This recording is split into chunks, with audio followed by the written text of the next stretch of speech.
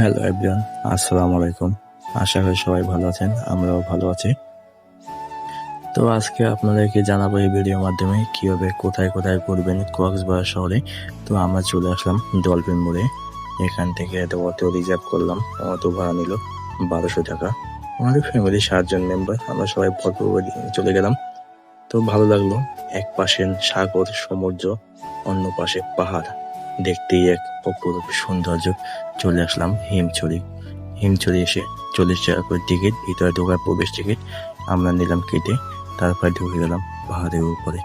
আস্তে আস্তে হেঁটে গেলাম, অল্পতেই হাঁটতে প্রায় অনেকদিন পর সিঁড়ি পেলাম, প্রায় 300-400 হাঁপিয়ে গেলাম। গাইস, উঠতে উঠতে হাঁপিয়ে গেছি, অনেক দূর চলে এসেছি আমরা, হাত পা সব ব্যথা হয়ে গেছে।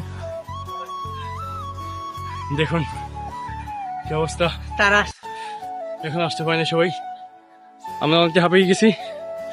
এখন না জানি অনেক দূর হাঁটতে হবে, যদি বাইতে হবে পাহাড়।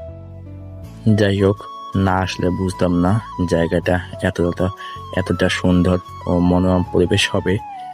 তো আমার জানা মতে আমি শুধু ভিডিওতে দেখতাম, ইউটিউবে ব্লগ দেখতাম যে না, জায়গা নাকি অনেক সুন্দর, হিমছড়ি পাহাড়।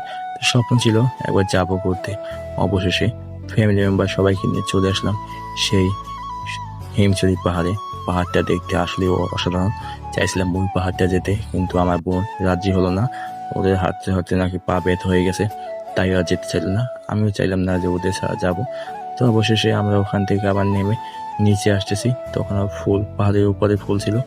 বাচ্চারা ফুলের মালা গেঁথে মাথায় দেয়, এটাও বিক্রি করে। তো দেখতেও খুব ভালো লাগলো। ছোট ছোট বাচ্চারা পাহাড়েই থাকে, পাহাড়ে বসে ফুলগুলো বিক্রি করে মাত্র 20 টাকা করে। তো আমি চিন্তা করলাম, বাচ্চাগুলো দেখে খুবই মায়া লাগলো। তো আমি বললাম দাও, তারপর আমি 3টে নিলাম।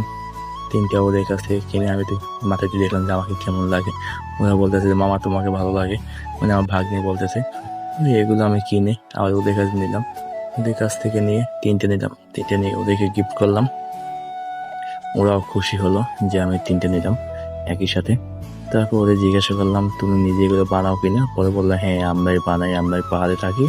তো আমার খুবই ভালো লাগলো যে অন্যান্য ঢাকা শহরে দেখে যে বিক্রি করে অন্যান্য কত কিছু করে, কিন্তু ওরা সৎ মহৎ কাজ করে, যে মানুষের ভালোবাসা জোগায়, মানুষের ভিতরে মায়া জমিয়ে তারপরে এগুলো বিক্রি করে। তো আমরা চলে আসলাম ওখান থেকে আবার নিচের দিকে। ওখান থেকে যাব হিমছড়ি ঝর্ণা দেখে। তো ঝর্ণা দেখে যাচ্ছি, বৃষ্টি থাকলে ঝর্ণা